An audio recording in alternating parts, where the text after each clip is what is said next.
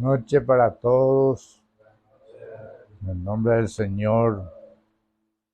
Saludos cordiales también a los que me escuchan y me ven por Facebook.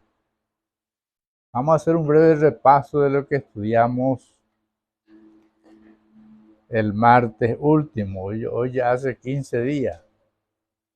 El martes pasado no pudimos reunirnos por causa de la partida del hermano Cancio Lesme, que tuvimos que estar. Vamos a leer de nuevo 1 Corintios 12, los versos 12 y 13, 18 y 27. 1 Corintios 12, el 12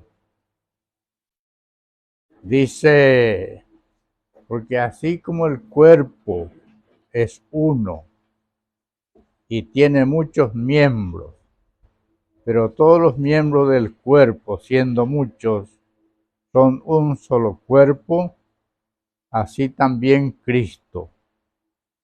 Porque por un solo espíritu fuimos todos bautizados en un cuerpo, sean judíos o griegos, sean esclavos o libres, y a todos se nos dio a beber de un mismo espíritu. El 18 dice, mas ahora Dios ha colocado los miembros, cada uno de ellos en el cuerpo, como Él quiso. Y el 27 dice, vosotros pues sois el cuerpo de Cristo y miembros cada uno en particular. Fácilmente podemos entender que la iglesia funciona como funciona el cuerpo. El cuerpo tiene muchos miembros, tiene la cabeza, el centro de dirección. Los miembros están conectados con la cabeza por medio de los nervios y no hay ni un miembro inútil. Dice que aunque el más débil son los más necesarios y todos los miembros, no hay superioridad entre uno y otro. Todos somos iguales. Hay una cabeza en la iglesia que es Cristo y no hay jerarquía en la iglesia del Señor. El que enseña, como yo estoy haciendo, o el que predica públicamente, no es superior a aquel que nos parece que no hace nada. En 1 Pedro, el capítulo 4, es un texto que hay que volver a leer. 1 Pedro, capítulo 4, dice el verso 10. 1 Pedro 4, 10. Cada uno, fíjese de lo que dice, cada uno, según el don que ha recibido, ministrelo a los otros como buenos administradores de la gracia de Dios. ¿Qué es lo que revela la Escritura? Que cada miembro, cada convertido verdadero, cada creyente que llegó a la experiencia de la nueva vida, que nació de nuevo y es hecho participante de la naturaleza divina, que recibió por lo menos un don. Cada uno, según el don que ha recibido, ministrelo a los otros como buenos administradores de la multiforme gracia de Dios. ¿Qué es lo que revela la Escritura, hermanos? ¿Qué les parece? Que no hay ni un miembro en la iglesia que no tenga una función. Que todos tenemos una función y todos recibimos dones del Espíritu. Y según estos dones, ministramos bajo el poder de Dios para edificación de la iglesia. Así que cada uno tiene que saber, Calito acá tener un escrito.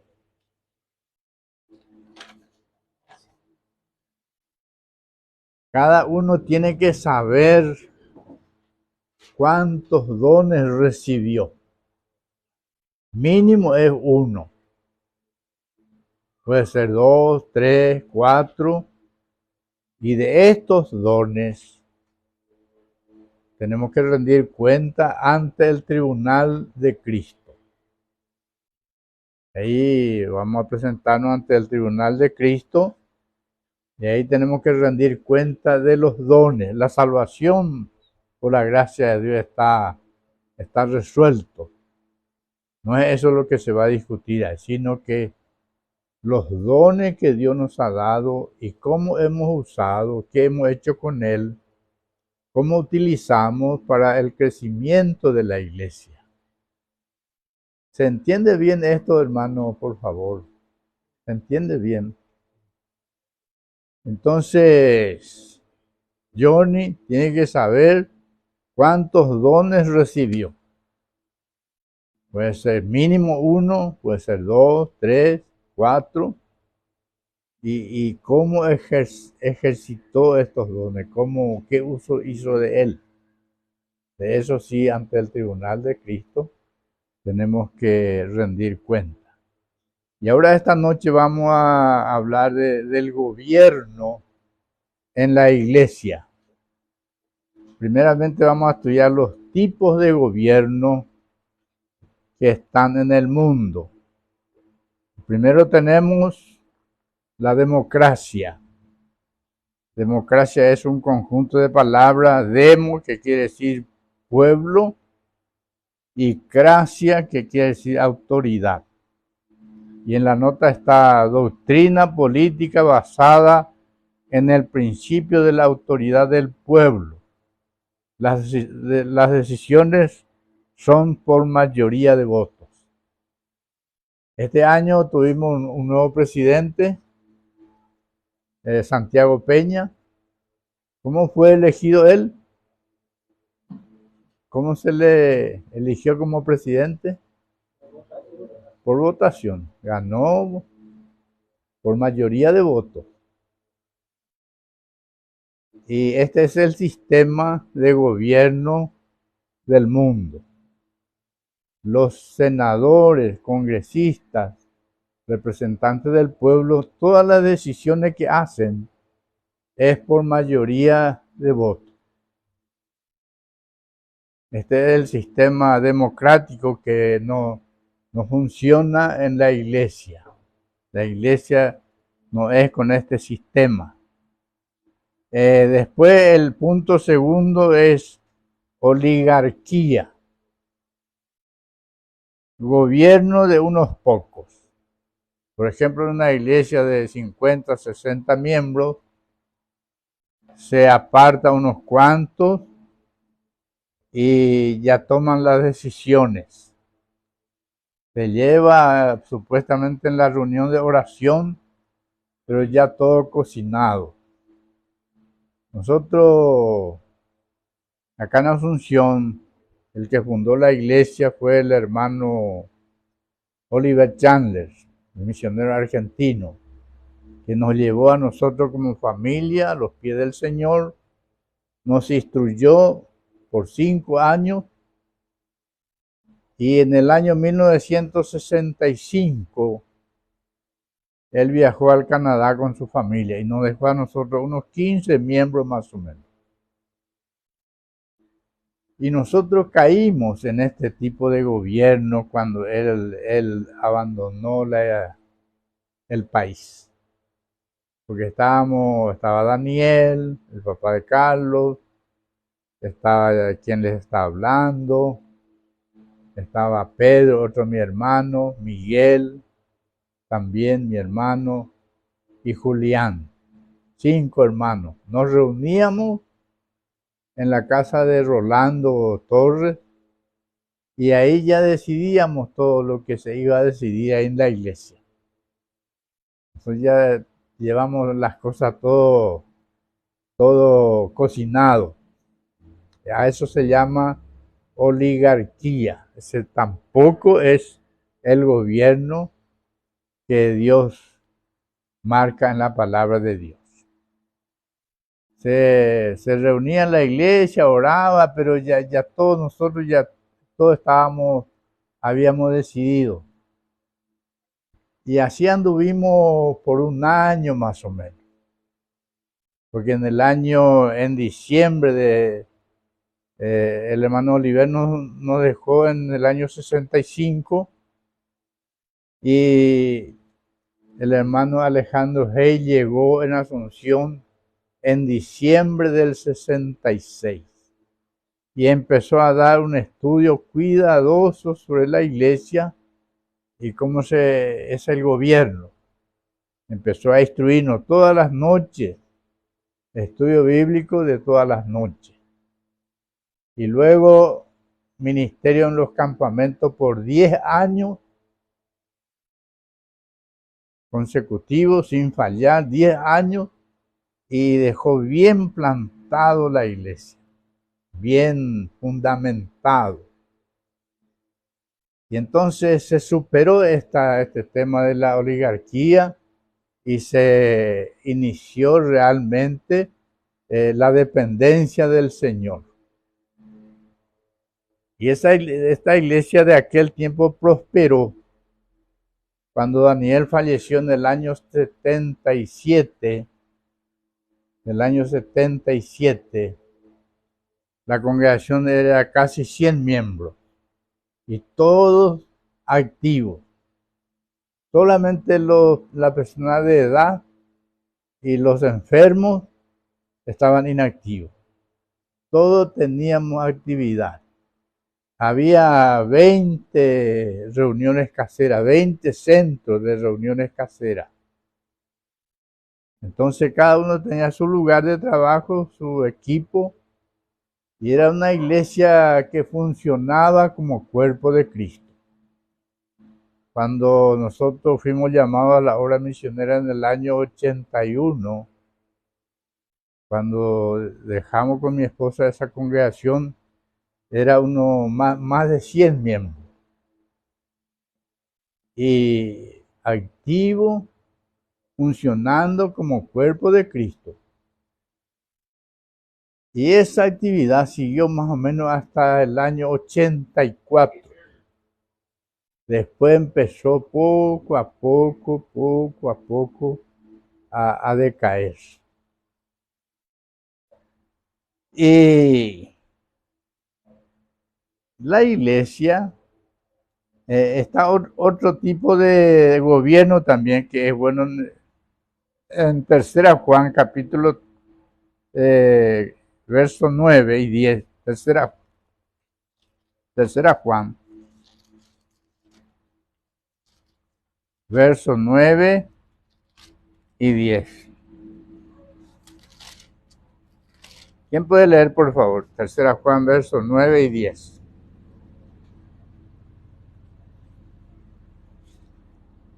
¿Sí?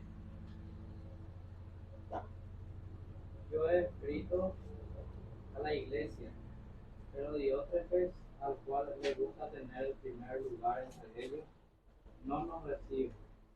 Por esta causa, si yo fuere, recordaré las obras que hace parloteando con palabras malignas contra nosotros. Y no contento con estas cosas, no recibe a los hermanos, y a los que quieren recibirlos, se los prohíbe y los expulsa de la iglesia. Sí. ¿Qué tipo de gobierno este es? ¿Qué tipo de gobierno? Dictadura. Sí. Ahí tenemos un manda más. Lo que él dice se tiene que hacer. Y comete el error de hablar palabras malignas contra los siervos de Dios. Es la característica del dictador, que quiere manejar todo y tiene que hacer como él quiere, y si no se hace, entonces ya empieza a parlotear con palabras malignas contra nosotros. Bueno, el tipo de gobierno no es ni democracia, ni oligarquía, ni dictadura. Es teocracia. La palabra teocracia es una palabra compuesta también. Teo, que significa Dios, y cracia, autoridad. La iglesia reconoce y se somete a la autoridad de Dios. ¿Qué dijo el Señor? Yo edificaré mi iglesia. Él es el que gobierna, el que edifica su iglesia. Él no dio a ninguna autoridad para el gobierno. El gobierno es de Él. Y la iglesia sujeta a Cristo. Vamos a leer Efesios 5. Efesios 5. 22 al 24. Efesios 5, 22 al 24. ¿Quién puede leer, por favor? Efesios 5, 22. Las casadas estén sujetas a sus propios maridos como al Señor, porque el marido es cabeza de la mujer, así como Cristo es cabeza de la iglesia, la cual es su cuerpo, y Él es su Salvador. Así que, como la iglesia está sujeta a Cristo, así también las casadas lo estén a sus maridos en todo. Sí. Así que, como la iglesia está sujeta a Cristo, así también las casadas lo estén a sus maridos en todo. El 23 dice, porque el marido es cabeza de la mujer, así como Cristo es cabeza de la iglesia, la cual es su cuerpo. En Efesios 1, Efesios el capítulo 1, el verso 15 al 23. Efesios 1,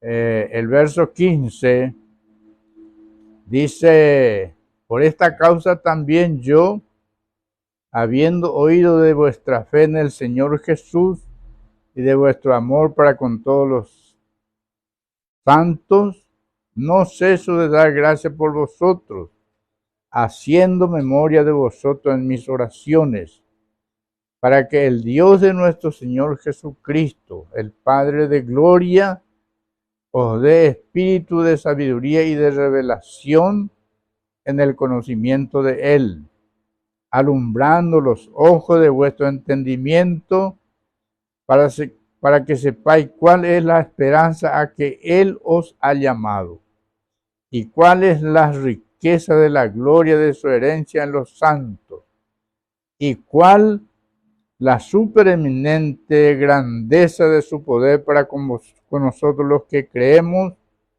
según la operación del poder de su fuerza, la cual operó en Cristo, resucitándole de los muertos y sentándole a su diestra en los lugares celestiales sobre todo principado y autoridad y poder y señorío y sobre todo nombre que se nombra, no solo en este siglo, sino también en el venidero, y sometió todas las cosas bajo sus pies y lo dio por cabeza sobre todas las cosas a la iglesia, la cual es su cuerpo, la plenitud de aquel que todo lo llena en todo.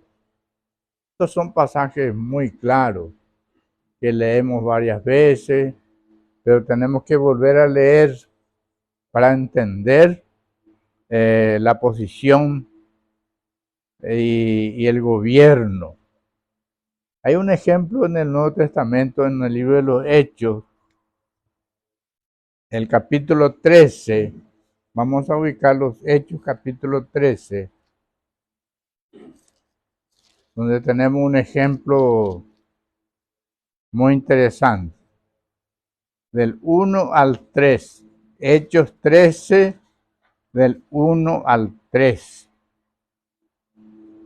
¿Quién puede leer, por favor? Hechos 3. Había entonces en la iglesia que estaba en Antioquía profetas y maestros: Bernabé, Simón, el que se llamaba Níger, Lucio de Cirene, Manahem, el que se había criado junto con Herodes el tetrarca, y Saulo. Ministrando esto al Señor y ayunando, dijo el Espíritu Santo: apartadme a Bernabé y a Saulo para la obra a quien los he llamado. Entonces, habiendo ayunado y orado, le impusieron impusieron las manos y lo despidieron. Sí. Aquí tenemos un claro ejemplo de cómo funciona la verdadera iglesia.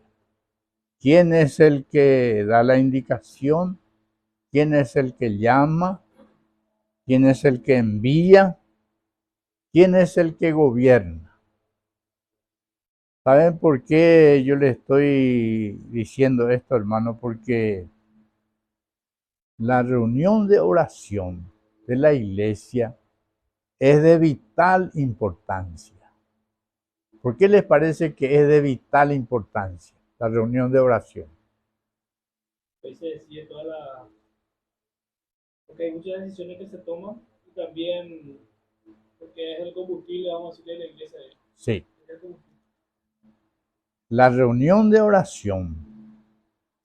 Yo actualmente le debo confesar que estoy muy preocupado por las reuniones de oración de las iglesias neotestamentales. Según Eliezer, hay 32 grupos de hermanos. Algunos son grupos pequeños, otros grupos un poco más grandes. Pero hay una decadencia en la reunión de oración. Hay una crisis. No sé si ustedes pueden percibir que hay una crisis. En primer lugar, hay poca concurrencia. Y en segundo lugar, los reunidos no tienen que tener ningún impedimento espiritual. El Espíritu Santo no tiene que estar contristado en ningún creyente. Tiene que ser una oración en el Espíritu, no una oración repetitiva, cansadora, que no produce ningún resultado. Yo asistí en Puerto Rico de las Antillas, en una pequeña congregación de 8 miembros más o menos. Y una señora, una hermana, oró 12 minutos. Y al terminar la oración no pasó nada, no hubo nada. Bueno, ese tipo de reunión de oración, por ejemplo, es lamentable.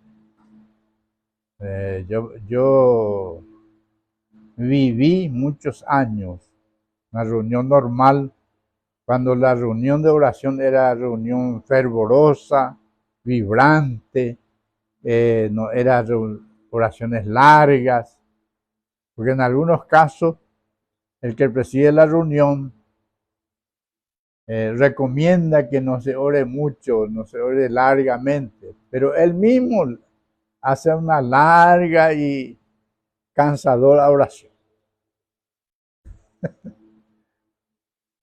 No sé si estoy exagerando. Sí. Bueno, ese es un asunto que a mí me preocupa porque ahí está el poder espiritual.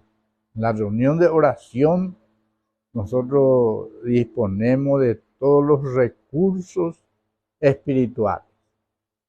Y ahí en nuestra reunión de oración está bastante debilitado. Si yo estoy equivocado, ustedes me van a decir.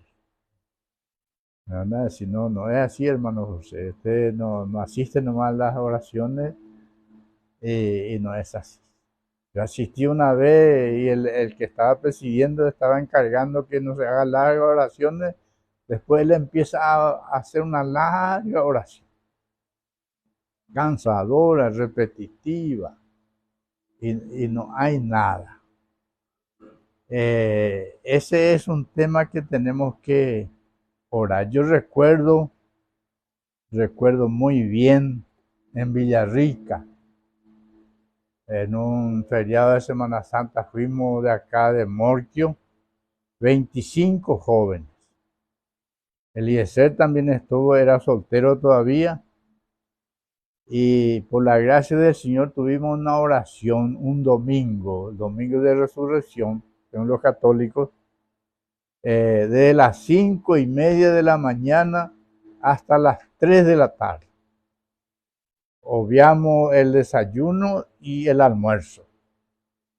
Y esos jóvenes querían hablar, querían predicar, querían hacer algo lleno de fuerza, lleno de energía, lleno de poder.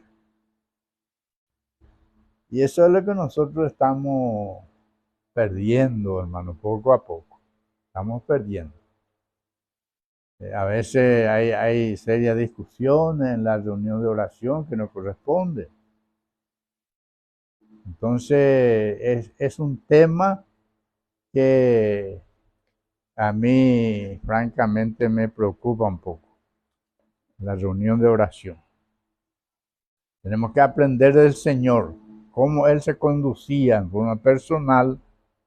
Eso nos ayudará también a conducirnos en forma personal. ¿A qué hora se levantaba Él para orar? ¿Cómo?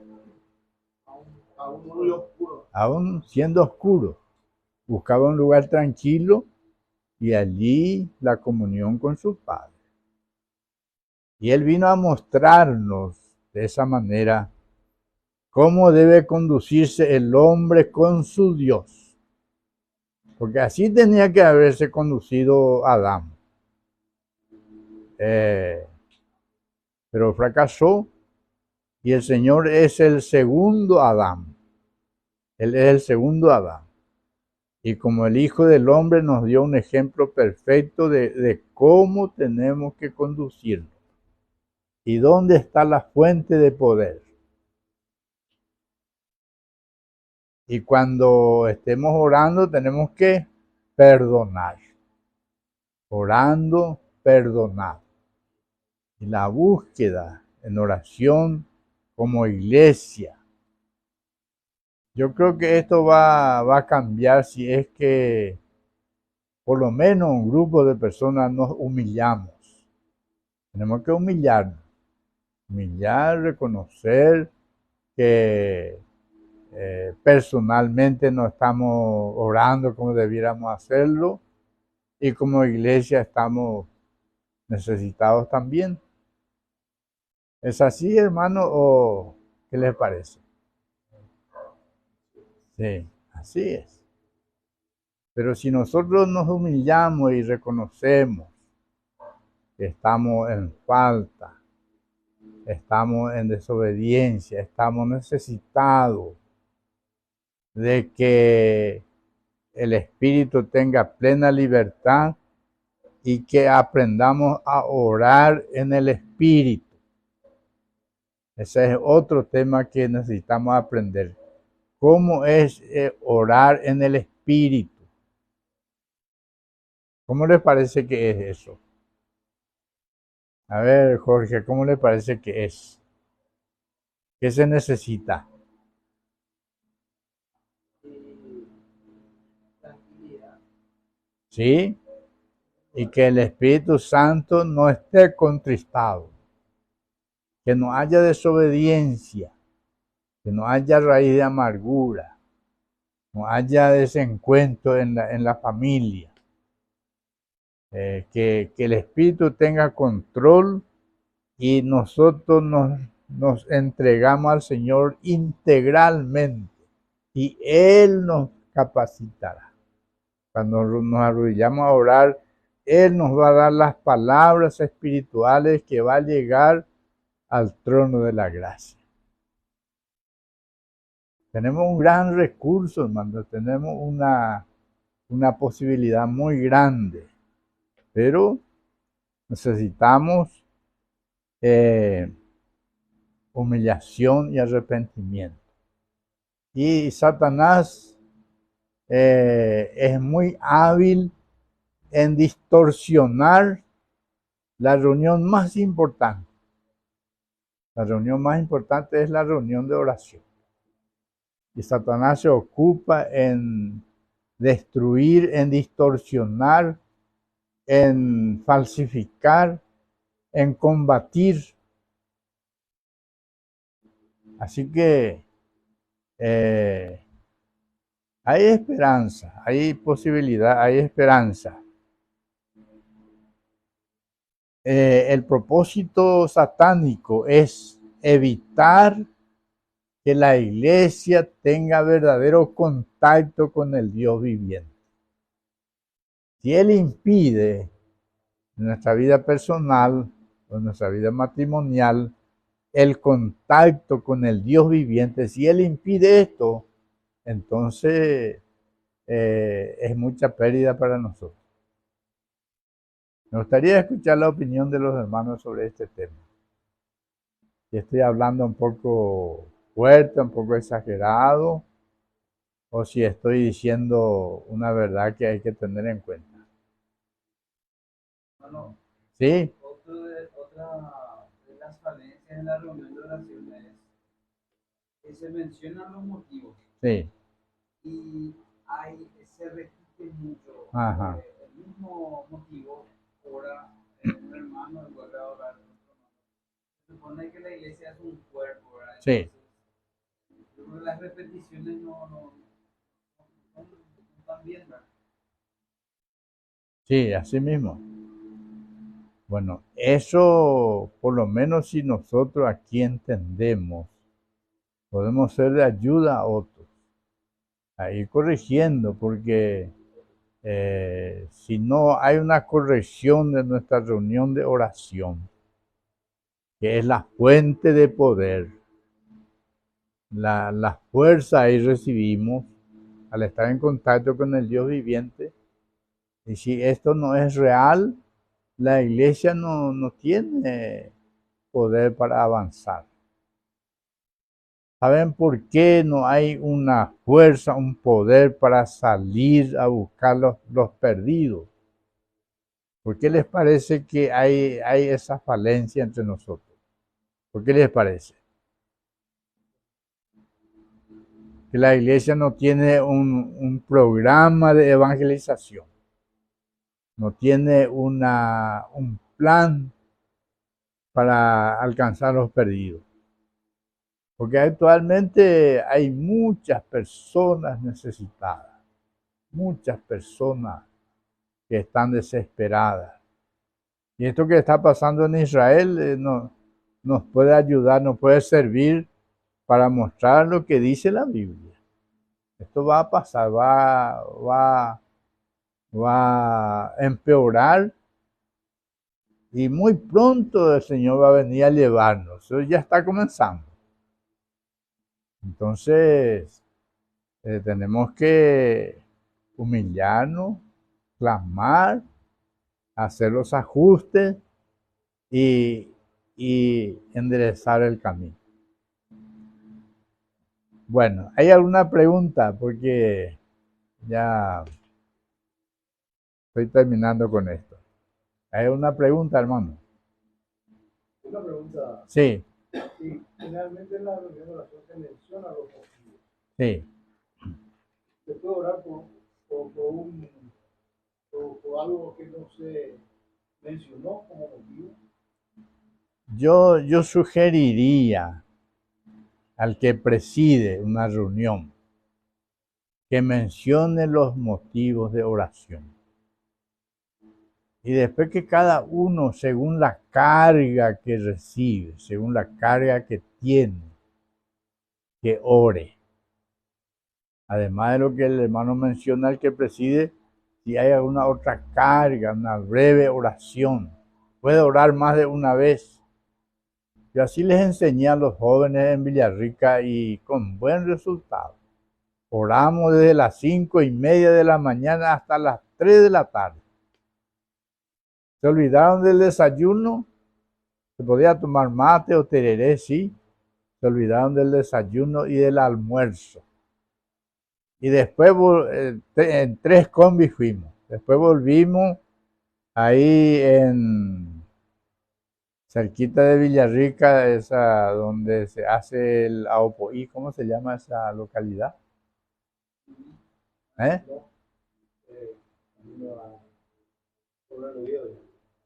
Sí, de Villarrica, Bocayatí, Yataité. Yataité, el doctor Osvaldo Benítez nos dijo, yo tengo unos abuelos acá en Yataité ¿Será que podemos ir a visitarle? Y se fueron con una combi. Y no volvían más, no volvían más, no volvían más. Nosotros esperamos en la entrada y no volvían más. Después le dije al hermano, me acuerdo bien, al hermano Rubén Mendoza, de Jornada de San Miguel y de Juventud, vamos yo sube. Y fue este hermano y le encontró entusiasmado predicando a los abuelos. Se olvidaron del tiempo. ¿Qué es lo que les da esa energía? ¿Qué es lo que les da ese deseo de hablar? Es la obra del Señor, la obra del Espíritu, la plenitud del Espíritu. Ese más de mediodía de oración les llevó a esa experiencia. Y eso es lo que vale, esa fuerza, ese poder, porque cada día podemos predicar el Evangelio a alguien. Bueno, Pregunta, hermano. ¿sí? Ese contacto que usted habla, ese contacto con el Señor, es por el Espíritu Santo. Sí, Así que si un creyente está lleno del Espíritu Santo, eso es normal.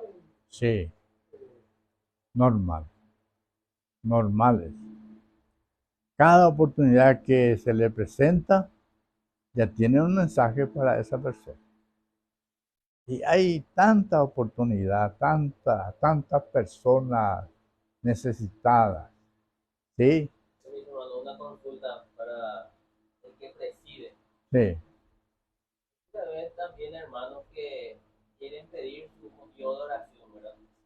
Pero empiezan a detallar y a hablar sí. largamente y después presentan, pero detalla todo. ¿Cómo en este caso? No, y hay que procurar corregir ese hermano, que no es la manera de presidir. No, está que preside, pero el hermano que está Ah, que sí, va a sí, solicitar el motivo entiendo. es que empieza a hablar y a explicar ahí. No, Explica todo y sí. después presenta, pero hace todo un No, detalle. eso no. Hay que enseñar, hay que enseñar. La enseñanza es muy importante. Nosotros fuimos enseñados por un misionero por 5 años. Todas esas cosas él nos corrigió, nos enseñó, nos mostró por la escritura. Entonces aprendimos bien. Bueno, muy bien, hasta aquí, por favor, Juancito, ¿puede orar, por favor?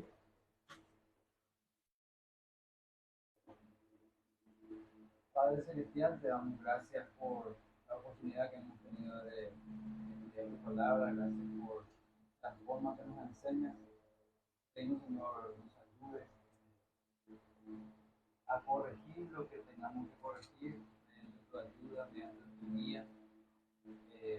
Sepamos y comprendamos la importancia de la reunión de oración. Ayúdanos a ser guiados por ti, guiados por el Espíritu Santo, para que haya vida, para que haya vida. Y te damos gracias por todo y pedimos que nos sigas acompañando y guardando en nombre de Cristo Jesús. Amén. Amén. Bueno, Dios mediante, hasta el próximo martes.